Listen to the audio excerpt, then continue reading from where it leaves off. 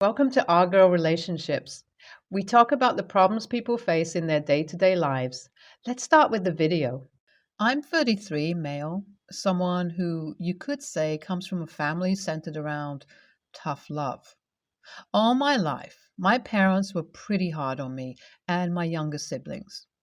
I have a younger brother, 25, male, who was pressured into working for the family business. Our family owns their own printing business, and they always preached how important it is to work with the family business. Generational wealth or something like that, as they stated that the ownership of the business will always be owned by a blood relative.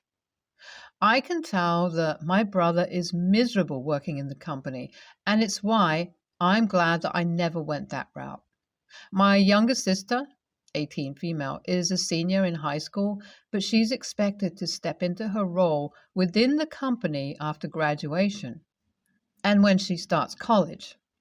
Instead of my sister spending the summer having fun with her friends, she'll be getting trained at the company by the vice president.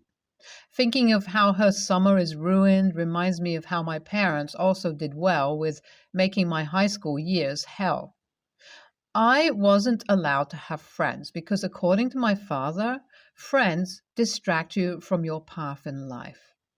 Not only that, they are major distractions when it comes to trying to achieve goals and bettering yourself, stunting your professional growth with pointless hangouts.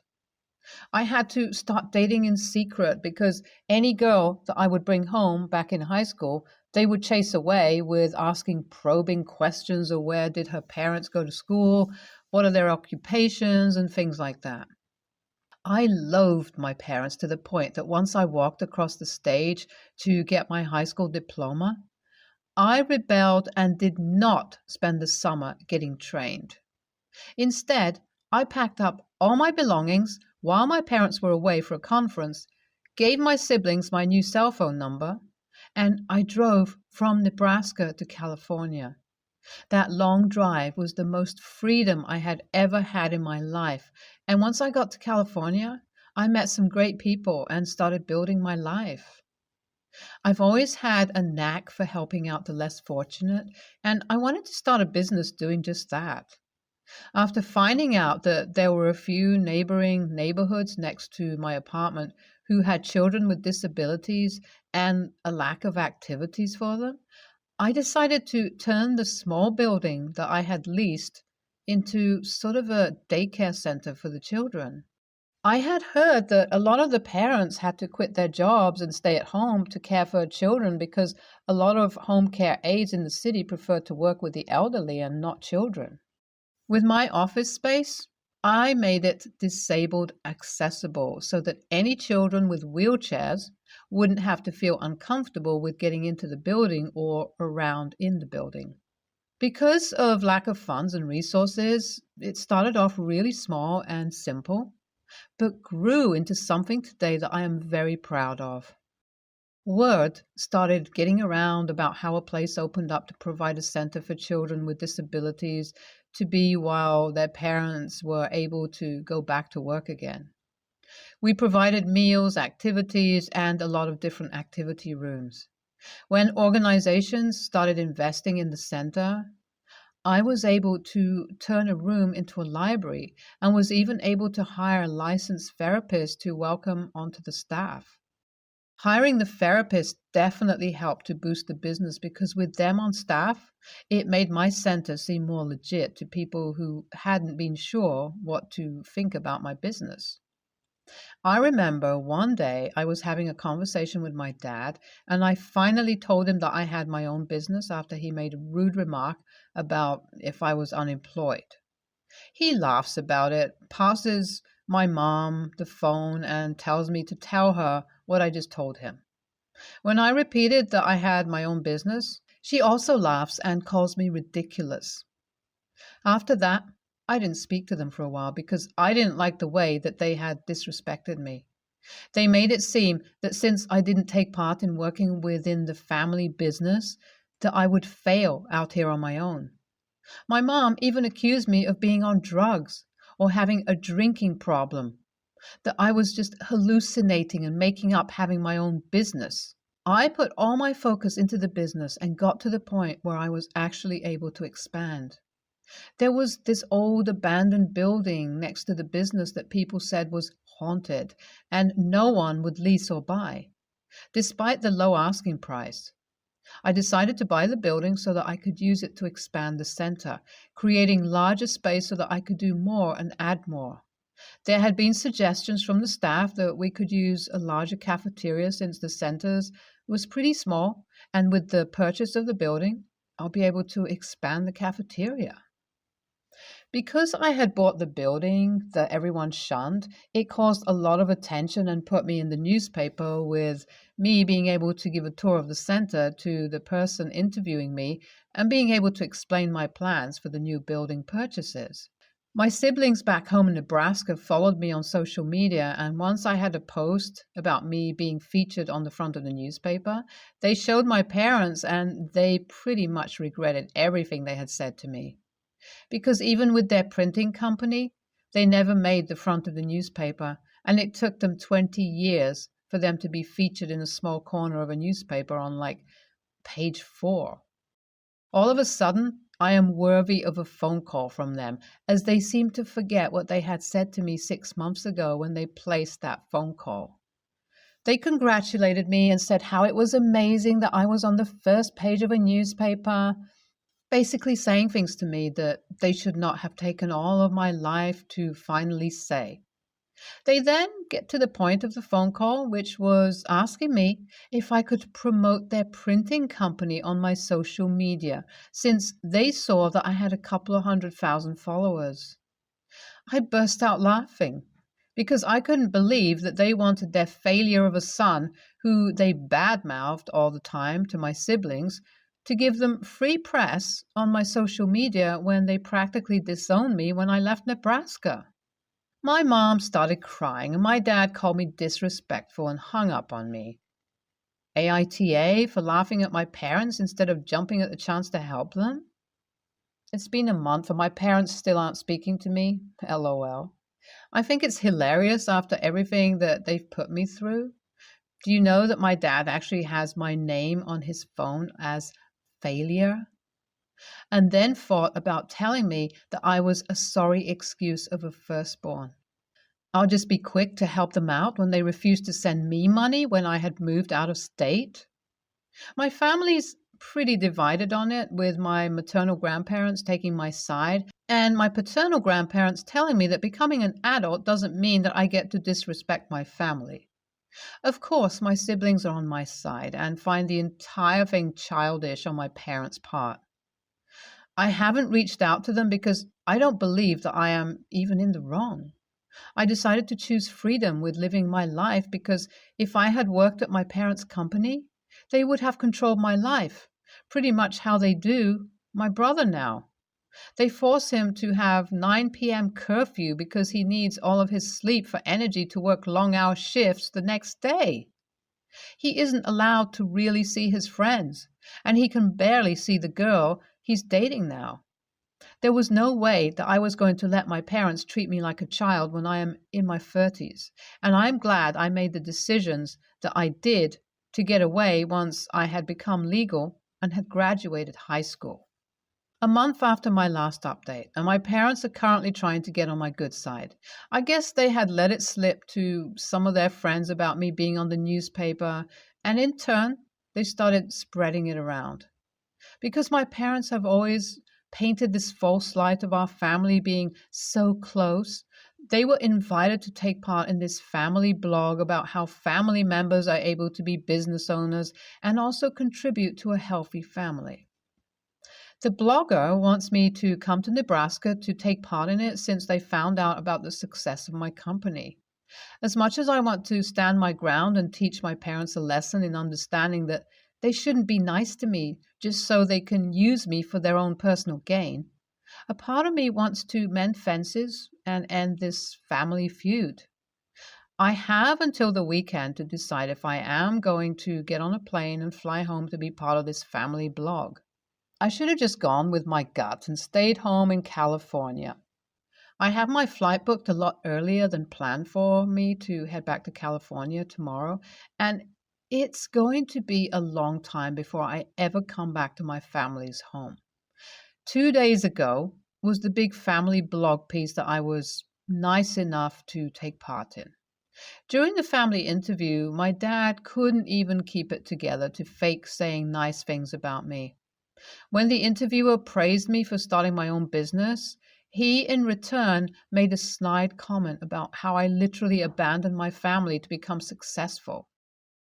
And then my mom chimes in with how it's unfortunate that I don't really keep in touch with my siblings as much, making it seem as if I just abandoned my entire family and became stuck up when becoming an entrepreneur. So I decided to set the record straight and spoke about how happy I am and how I could never be happy when living under my parents' roof. I gave examples of how my dad pretty much forbids us to have friends and how I was never able to be a child while I was a child. The blogger ends the interview after becoming disgusted by my parents, and now I'm the son who apparently hates his parents, according to my mom and dad. Oh well, I tried to play nice, and they ruined it when they decided to be rude during the interview. Dude, NTA. No way are you, especially with how your parents treated you. Your family is devoid of love, and not tough love at all. Wow, that's amazing about your company. That's really nice that you decided to create a business to help disabled kids, and shame on your parents for not being happy for you. I, female 29, and my husband, male 32, are currently saving for our first house. We have 3 kids, female 5, male 3, male 1, and I want at least a 3-bedroom, one for us, 2 to share amongst the 3 kids, and 2 bathrooms. My husband recently informed me that my mother-in-law is considering divorcing my father-in-law. My husband wants to change our house plan to include my mother-in-law moving in with us. We talked about what that would mean. And ultimately, I decided I really don't want to do that, and it's caused a problem in our marriage. The reason why I decided against it is mainly because my mother-in-law would be taking full custody of her 10-year-old daughter, husband's half-sister, and we would also have to take mother-in-law's mom, husband's grandmother. Mother-in-law is fine, but her daughter causes so much trouble and chaos. Many of husband's aunts and cousins never visit anymore and told me it's because of the problem this girl causes with the other kids in the family her age. And I don't like her being around my children as well. Mother-in-law's mom is also elderly and needs full-time care, which I can't provide since I work and have 3 kids to take care of. I told my husband if this is what he wants, he can contribute more towards our savings and we can get a property with a back house for mother-in-law, her daughter, and mother-in-law's mother.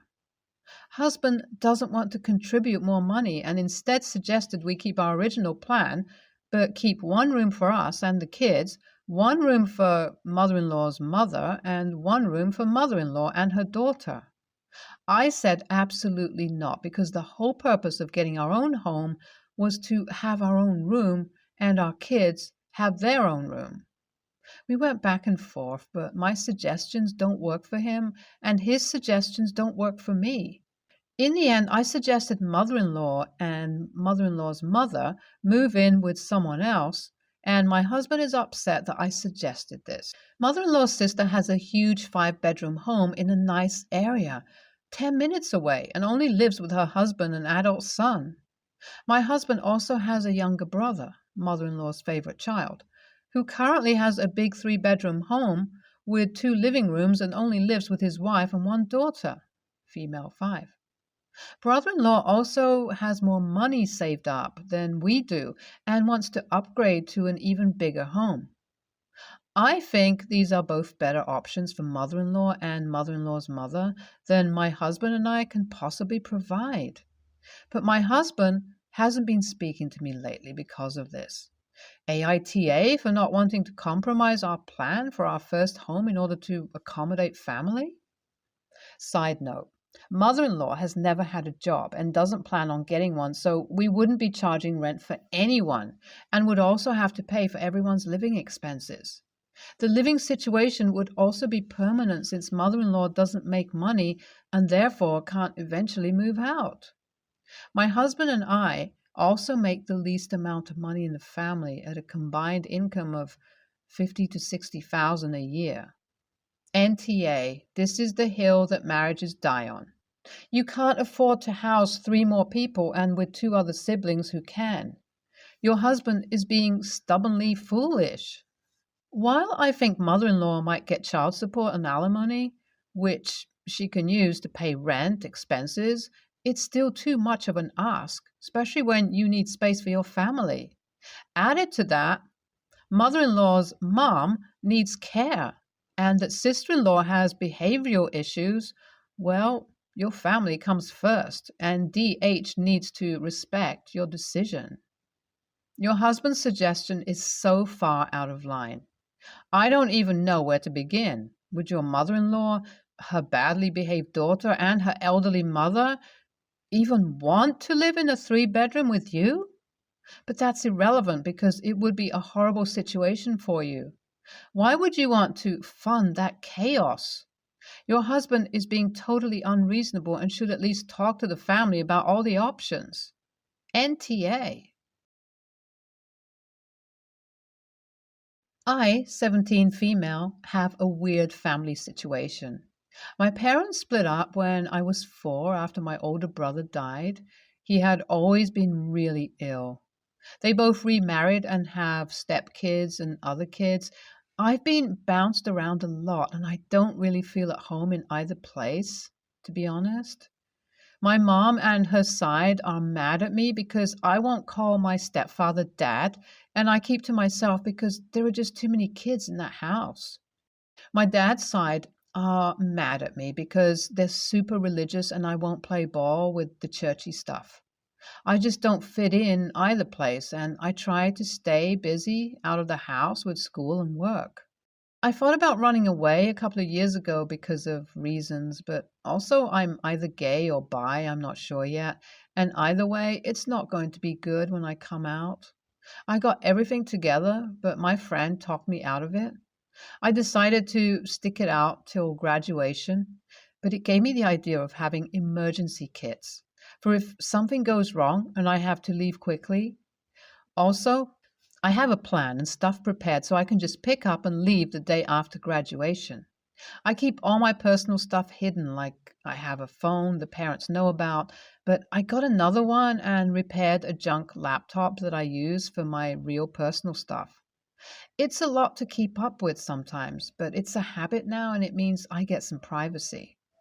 The problem is that my stepbrother was snooping in my room while I was gone and found one of my emergency kits and told my dad, who got worried that I'm up to no good and gave me the 3rd degree and got my mom involved too. I told them I'm just trying to be prepared if there's an emergency, but they went through all my stuff and found a few things I had written about wanting to leave, and it's become a big family issue with other relatives supporting or attacking my parents, and my parents fighting again. They, fortunately, haven't found the really important stuff, but they know there's more that I'm keeping hidden. My parents and some family think I'm ungrateful and a mean AH for being so secretive and having a plan to leave everyone. Other family think my parents are getting what they sowed and don't blame me. Okay, I finally got a chance to be alone for a little bit so I can update. I'm going to take the advice and get out because now I'm scared something bad is going to happen for real. Some family said I could come stay with them if I need to, so I'm going there in the morning when I can slip out, and they said they're going to file a report or something, so I don't have to go back to my parents, hopefully, and the cops will look into it. I should be safe there, but my parents are going to lose their minds, so hopefully the cops don't make me go back home. Finally back. I'm out and with my aunt and uncle, and it's been a day, but the cops said I can stay here. And my aunt said I can stay as long as I need to. My aunt is keeping the rest of the family away, and my dad has already tried to come over, and the cops had to talk to him and tell him to leave. I'm really tired, and I don't know how this week is going to go. But my aunt said they would handle the grown up stuff, and I don't have to talk to anyone that I don't want to until I'm ready. Thank you for the advice and the encouragement. I'm okay for now, I think. NTA, their actions when they found this just prove why you need to prepare to leave. Normal, loving parents would have asked you what they could do to make you happier. Maybe keep your stuff at a trusted friend or rent a small storage locker and make sure they don't find out about it or find the key. NTA, if there's a safe place you can keep the important paperwork, I'd move it out of the house before they find it and confiscate it all. Due to your age, I'm not sure if you can get a safety deposit box on your own or if you'd need a parent's signature as you're not 18 yet. Don't write anything down about your plans and make sure you eradicate all that evidence as they have no qualms about snooping through your room.